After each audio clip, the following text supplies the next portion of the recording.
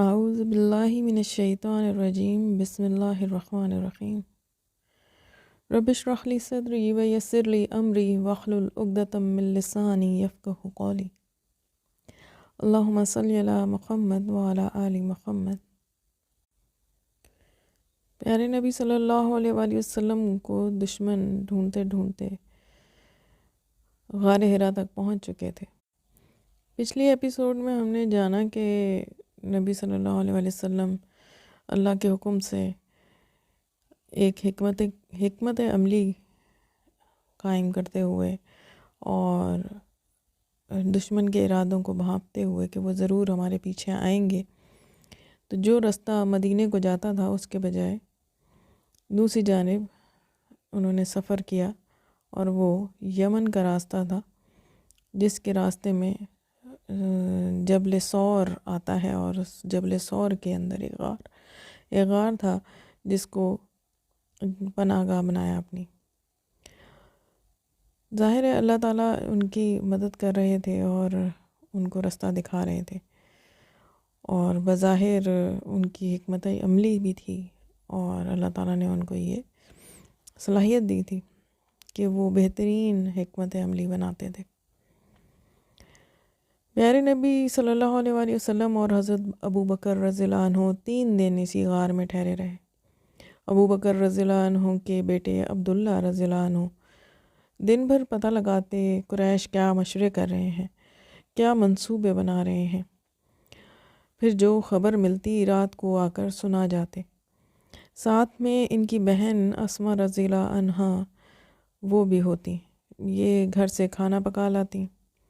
اب یہ لوگ کسی بھی طریقے سے غار تک پہنچ رہے تھے، اور ایک اور ابو بکر رضی اللہ عنہ کے غلام تھے عامر بن فہیرہ، وہ بکریاں چرا کر لاتا، اور جب آپ صلی اللہ علیہ وآلہ وسلم اور حضرت ابو بکر رضی اللہ عنہ ان کا دودھ پی لیتے، پھر تینوں مکہ واپس چلے جاتے۔ عبداللہ رضی اللہ عنہ اور ان کی بہن آگے آگے ہوتی، عامر بن فہیرہ اور اس کی بکریاں پیچھے پیچھے، تاکہ ان دونوں کے پیروں کے نشانات مٹتے جائیں۔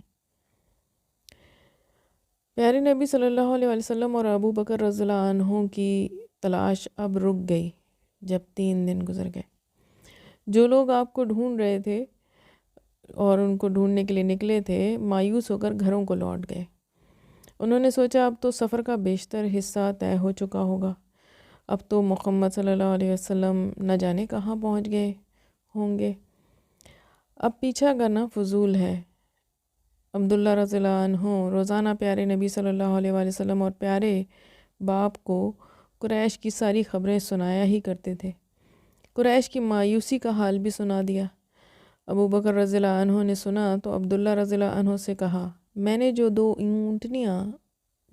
دو اونٹنیاں تیار کی ہیں انہیں لیتے آنا، لیکن دیکھو کسی کو پتہ نہ چلے۔ ساتھ میں عبداللہ بن عریقت کو بھی بلاتے لانا، یہ ایک کافر تھا اور حضرت ابو بکر رضی اللہ عنہ کو اس پر اعتماد تھا۔ اسے اجرت پر طے کر لیا تھا کہ کسی غیر آباد راستے سے مدینہ پہنچا دے، یعنی کہ جو نارملی جس سے راستے سے جاتے ہیں اس کے بجائے کسی اور راستے سے، غیر آباد راستے سے، تاکہ لوگوں کو خبر نہ ہو سکے۔ شام ہوتے ہی عبداللہ رضی اللہ عنہ غار ثور کے لیے روانہ ہو گئے، ساتھ میں ان کی بہن اسما رضی اللہ عنہا تھیں، اور ان کا غلام عامر بن فہیرہ بھی تھا۔ پیچھے پیچھے عبداللہ بن عریقت بھی تھا، جو حضرت ابو بکر رضی اللہ عنہ کی 2 اونٹنیاں اور اپنی ایک اونٹنی لے کر آ رہا تھا۔ کچھ دیر میں یہ لوگ اونٹنیوں کے ساتھ غار پر آ پہنچے۔ دونوں میں جو زیادہ اچھی تھی اسے ابو بکر رضی اللہ عنہ نے آپ صلی اللہ علیہ وآلہ وسلم کو پیش کیا۔ عرض کیا، اللہ کے رسول، اس پر آپ سواری فرمائیں۔ محسن عالم صلی اللہ علیہ وسلم کو کسی کا احسان لینا کب گوارا تھا۔ فرمایا، اس اونٹنی کی قیمت لے لو۔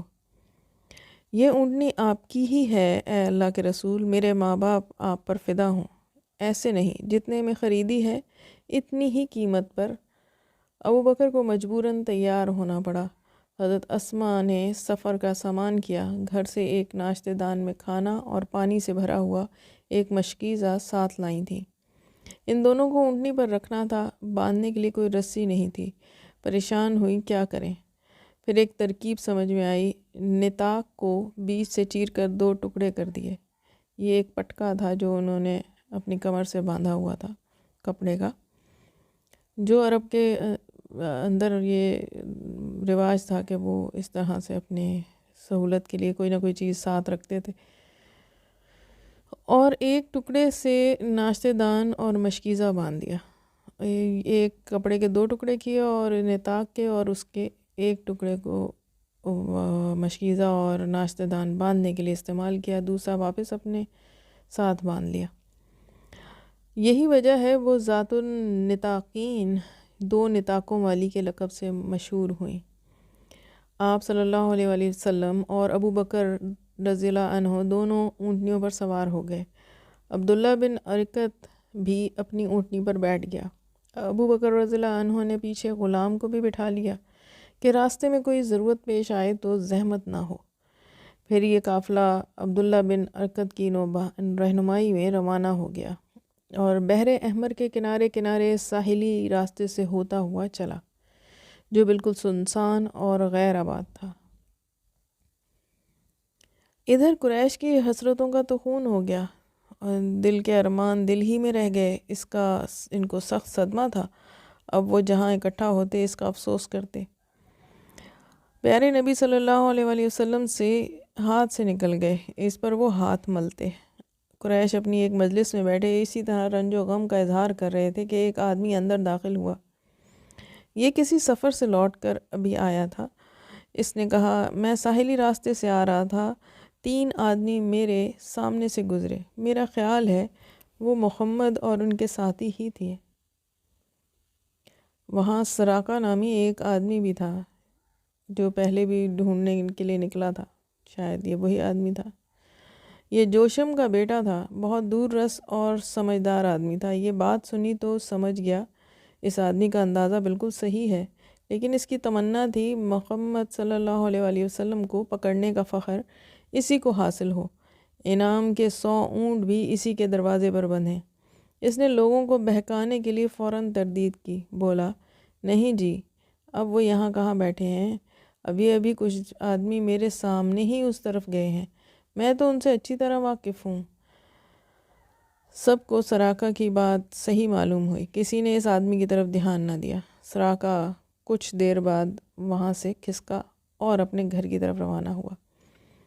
گھر پہنچتے ہی ہتھیار تیار کیے اور اپنے ایک نوکر سے کہا کہ زین جو ہے وہ گھوڑے پر کس دو اور گھوڑے کو مکے کے باہر پہنچا دو۔ کچھ ہی دیر میں سراقہ بھی پہنچ گیا۔ وہ چاہتا تھا مکے سے باہر جاتے ہوئے کوئی اسے دیکھنے نہ پائے۔ مکے سے باہر پہنچ کر وہ گھوڑے پر سوار ہو گیا اور لگام چھوڑ دی۔ گھوڑا ٹاپے مارتا، دھول اڑاتا تیزی سے ساحل کی طرف بڑھا۔ کیا یہ ممکن ہے سراقہ محمد کو پا لے جبکہ اللہ نے غار پر منڈلانے والے خطرات سے بچا لیا؟ نہیں، ہرگز نہیں۔ اللہ تعالیٰ محمد صلی اللہ علیہ وآلہ وسلم کی طرف سے اپنی نظریں نہیں پھیر سکتا تھا، جبکہ وہ وعدہ کر چکا ہے ساری سازشیں ناکام کرنے کا۔ گھوڑا بھی کچھ ہی دور بڑھا تھا کہ اس نے ٹھوکر کھائی، قریب تھا وہ سراقہ کو زمین پر پھینک دے، لیکن سراقہ تیزی سے سنبھلا اور پھر گھوڑے کو ایڑ لگائی۔ گھوڑا ہوا میں تیرنے لگا، ذرا زیادہ دور نہیں گیا تھا کہ پھر ٹھوکر لگی۔ سراقہ کی ہمت پست نہ ہوئی، اس نے دوبارہ گھوڑے کو سنبھالا اور پھر ایڑ لگائی۔ اگرچہ اب وہ کچھ مروب تھا، کچھ خوف زدہ اور ہراساں تھا، کچھ مایوسی کا بھی شکار تھا۔ ادھر گھوڑا سرپٹ بھاگا چلا جا رہا تھا۔ قافلہ ایک دن رات برابر چلتا رہا، نہ کسی دشمن کا سامنا ہوا، نہ کوئی پیچھا کرنے والا نظر آیا۔ ابو بکر رضی اللہ عنہ کو اب بالکل اطمینان تھا، دل کی گھبراہٹ اور پریشانی دور ہو چکی تھی۔ پیارے نبی صلی اللہ علیہ وآلہ وسلم کے بارے میں اب کسی خطرے کا اندیشہ نہ رہ گیا تھا۔ دوسرے دن دوپہر کا وقت تھا، دھوپ کی گرمی سے جسم بھنا جا رہا تھا۔ ابو بکر رضی اللہ عنہ کی خواہش ہوئی حضرت کچھ آرام فرما لیں۔ ہر طرف نظر دوڑائی، ایک چٹان کے نیچے سایہ نظر آیا، وہیں جا کر اتر گئے۔ جلدی سے آپ صلی اللہ علیہ وآلہ وسلم کی جگہ ٹھیک کی، بکری کی کھال بچھائی، پھر کھانا پیش کیا۔ سب نے ایک ساتھ بیٹھ کر کھانا کھایا۔ آپ صلی اللہ علیہ وآلہ وسلم نے تھوڑی دیر کے لیے آنکھیں بند کر لیں اور آرام فرمانے لگے۔ سورج جب ڈھل چکا تھا، پاس ہی ایک چرواہا بکریاں چرا رہا تھا۔ ابو بکر نے جا کر ان سے دودھ دونے کو کہا، پھر حضرت محمد صلی اللہ علیہ وآلہ وسلم کے پاس آئے، دودھ میں تھوڑا سا پانی ملا کر پانی پینے کے لیے پیش کیا۔ آپ نے پی کر فرمایا، اب ہمیں یہاں سے چلنا چاہیے۔ پھر آپ وہاں سے روانہ ہونے لگے۔ اچانک ابو بکر رضی اللہ عنہ کی نظر جنوب کی طرف پڑی۔ دیکھا ایک سوار بہت تیزی سے لپکا چلا آ رہا ہے۔ ابو بکر رضی اللہ عنہ کا دل دھک دھک کرنے لگا۔ عرض کیا، اللہ کے رسول، اب تو ہم دھر لیے گئے، مگر آپ کے اطمینان کا وہی عالم تھا۔ بہت ہی سکون کے ساتھ فرمایا، ابو بکر گھبراؤ نہیں، اللہ ہمارے ساتھ ہے۔ اللہ سچ مچ ان کے ساتھ تھا۔ سراقہ کا گھوڑا اب بہت قریب آ چکا تھا، اب وہ بالکل نظروں کے سامنے تھا۔ اس کی ٹاپوں کی آواز کانوں میں آ رہی تھی۔ یکا یک بہت زور کی ٹھوکر لگی۔ اس بار اس کے پاؤں گھٹنوں تک زمین میں تھے اور سوار لڑک کر زمین پر۔ اس کا چہرہ ریت سے بالکل اٹھ گیا اور ہمت نے جواب دے دیا۔ سراقہ کو اب یقین ہو گیا، آثار اچھے نہیں، میں نے جس کام کا بیڑا اٹھایا ہے خدا اس سے راضی نہیں۔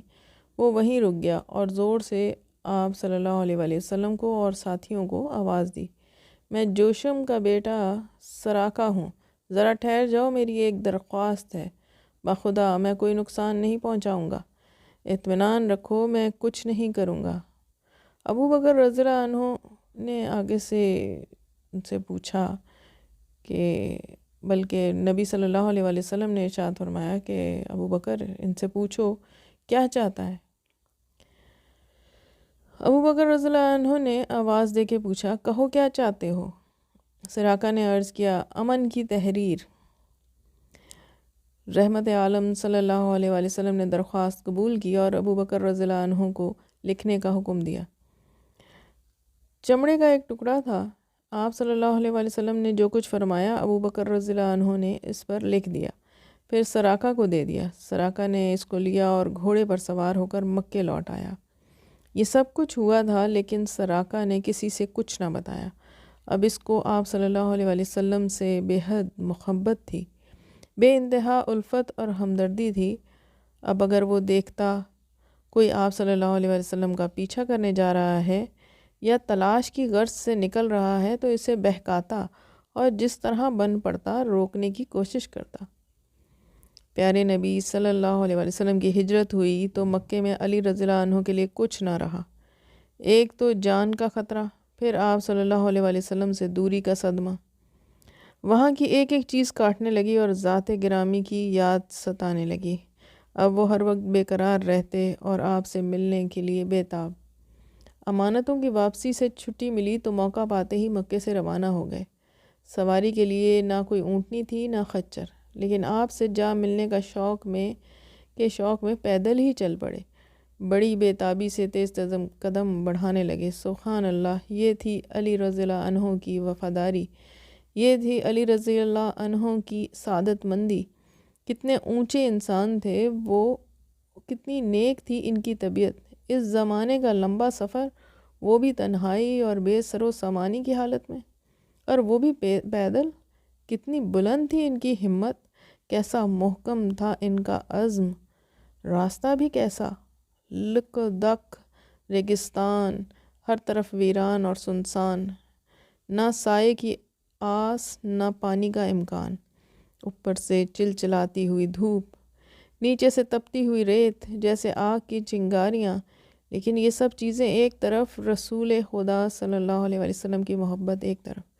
حضرت علی رضی اللہ عنہ بے اختیار خطرات میں کود پڑے، راستے کی پریشانیاں جھیلتے رہے، دشوار گزار نشیب و فراز طے کرتے رہے اور رات و دن آگے بڑھتے رہے۔ ان کو بس ایک ہی دھن تھی، ایک ہی آرزو تھی، پیارے بھائی کا دیدار، مخلص دوستوں سے ملاقات، اور بس وہ چلتے رہے یہاں تک کہ تلوے لہو لہان ہو گئے۔ پیر بے جان ہو گئے، چلنے کی طاقت نہ رہی، لیکن حوصلے ابھی جوان تھے۔ ایک دھن تھی جو انہیں بے اختیار کھینچے لیے جا رہی تھی۔ ان کو یہ گوارا نہ تھا کہ ذرا ٹھہر کر دم لے لیں، تکان سے چور جسم کو جو کچھ آرام دے لیں۔ وہ درد کی ٹیس اور تکان کی تکلیف پر صبر کرتے رہے اور بے تابی کے ساتھ کعبہ مقصود پیارے نبی صلی اللہ علیہ وآلہ وسلم کی طرف دوڑتے رہے۔ مدینے سے 3 میل کے فاصلے پر ایک چھوٹی سی آبادی تھی۔ یہ ذرا اونچائی پر واقع تھی، عالیہ اور قبا کے نام سے مشہور تھی۔ یہاں مسلمانوں کے کئی اونچے گھرانے تھے۔ پیارے نبی صلی اللہ علیہ وآلہ وسلم ان کے مہمان ہوئے، 14 دن وہیں ٹھہرے رہے۔ وہاں کے دوران قیام میں خود دست مبارک سے ایک مسجد کی بنیاد ڈالی جو مسجد قبا کے نام سے مشہور ہے۔ یہیں پر علی رضی اللہ عنہ کی آپ صلی اللہ علیہ وآلہ وسلم سے ملاقات ہوئی اور چھوٹا مجاہد بڑے مجاہد کے ساتھ ہو گیا۔ اب خوشی کا کیا ٹھکانہ تھا، ایک ساتھ 3 خوشیاں اکٹھا تھیں۔ آپ صلی اللہ علیہ وآلہ وسلم سے ملاقات کی خوشی، دشمنوں سے نجات کی خوشی، اور پھر جاں نثار ساتھیوں میں پہنچنے کی خوشی۔ 14 دن گزر گئے تو آپ صلی اللہ علیہ وآلہ وسلم نے ساتھیوں کے ساتھ شہر کا رخ کیا۔ مدینے میں آپ صلی اللہ علیہ وآلہ وسلم کی آمد کی خبر پہنچ چکی تھی۔ اب کیا تھا، ہر طرف عجیب و غریب منظر تھا۔ مسلمان، مشرک اور یہودی سب خوش تھے اور مسرت کے گیت گا رہے تھے۔ سارے ہی لوگ شوق و محبت سے بےتاب تھے۔ ہر طرف ایک ہمہ ہمی تھی، ہر طرف آپ صلی اللہ علیہ وآلہ وسلم کی آمد تھی۔ سب پر انتظار عالم تھا۔ ننے بچے تک خوشی سے ناچ رہے تھے اور گلیوں میں کہتے پھر رہے تھے، پیارے نبی آ رہے ہیں۔ لوگ ہر روز صبح سویرے شہر سے باہر نکل جاتے اور بےتابی کے ساتھ افق پر نظریں جماتے۔ اسی طرح وہ پہروں آپ کا راستہ دیکھتے رہتے، پھر مایوس ہو کر حسرت کے ساتھ لوٹ آتے۔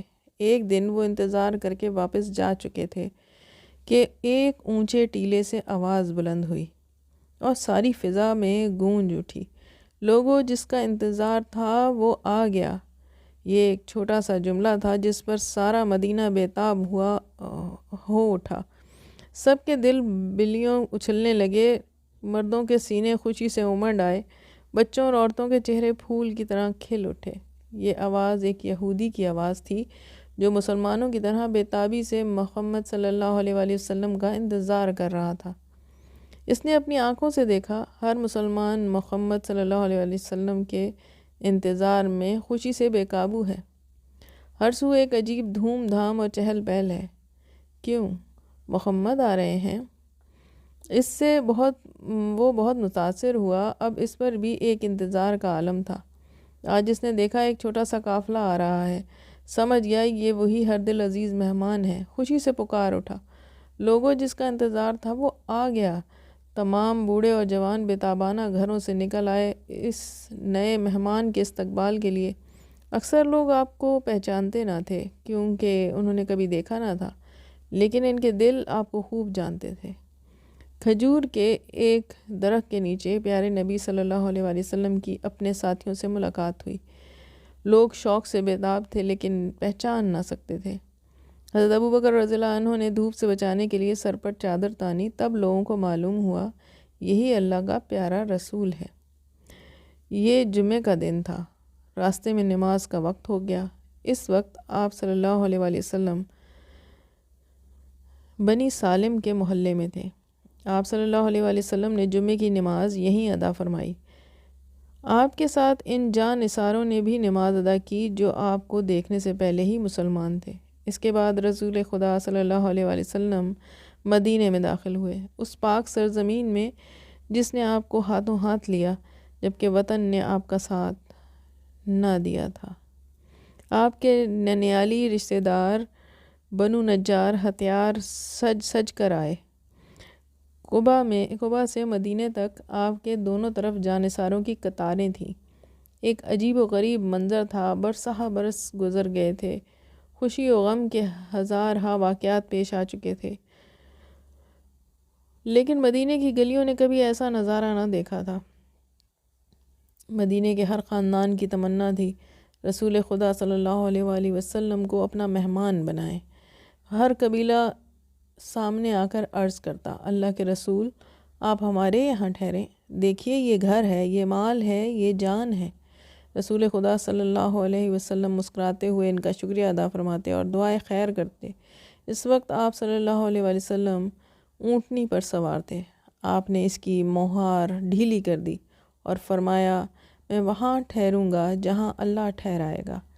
اونٹنی مدینے کی گلیوں میں چل رہی تھی اور صحابہ آپ کے ارد گرد تھے۔ لوگوں کا ایک انبوہ تھا جو جوش میں نعرے لگا رہا تھا، اللہ اکبر، اللہ اکبر، محمد آ گئے، رسول خدا آ گئے۔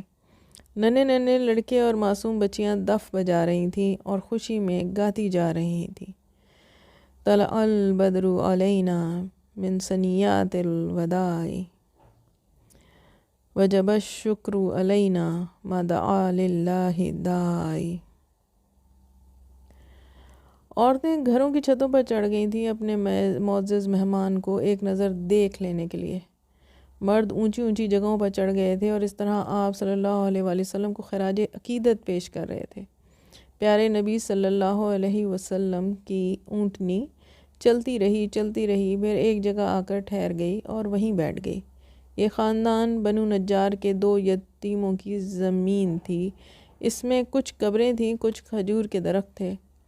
اونٹنی بیٹھی تو پیارے نبی صلی اللہ علیہ وسلم نیچے اتر آئے۔ فرمایا، یہ زمین کس کی ہے؟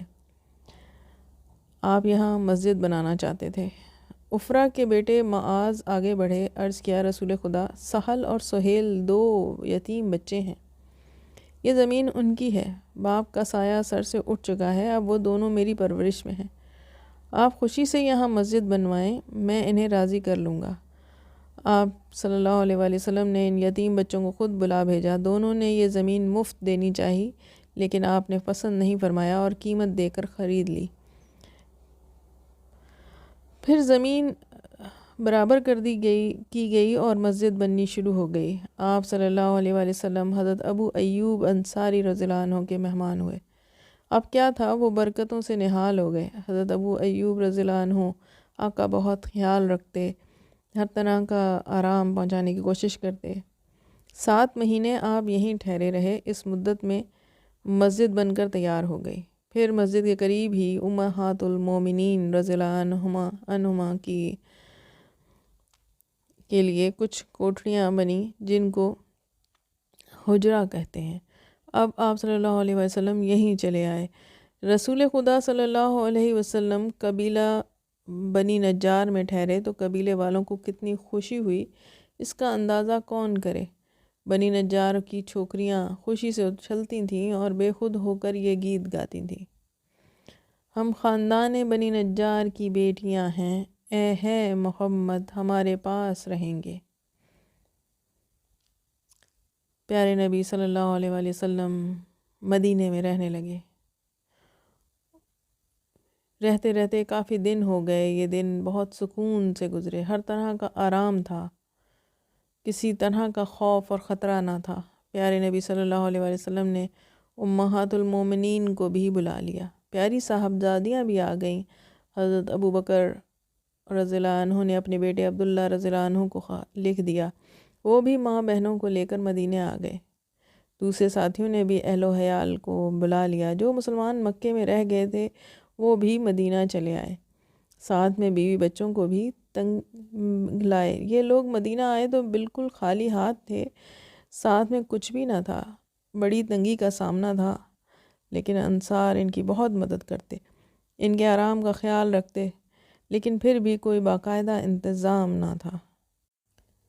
اب آگے ہم جانیں گے کہ کیسے مدینہ کتنا سود مند ثابت ہوا، وہاں آنا نبی صلی اللہ علیہ وسلم کا، اور انہوں نے وہاں پہ ایک اسلامی معاشرت قائم کی جو سب کے لیے بہت فائدہ مند تھی، اور وہاں سے سارے نظام چلنے شروع ہوئے۔ مسجد نبوی ایک مجلس شورا کے طور پر استعمال ہوئی، اور آگے کیسے کیسے غزوات اور کیسی فوجی مہمات کا سامنا کیا، وہاں سے کیسے لڑنے کے لیے سب نکلے، یہ سب ہم اگلی ایک ساتھ میں جانیں گے انشاءاللہ العظیم۔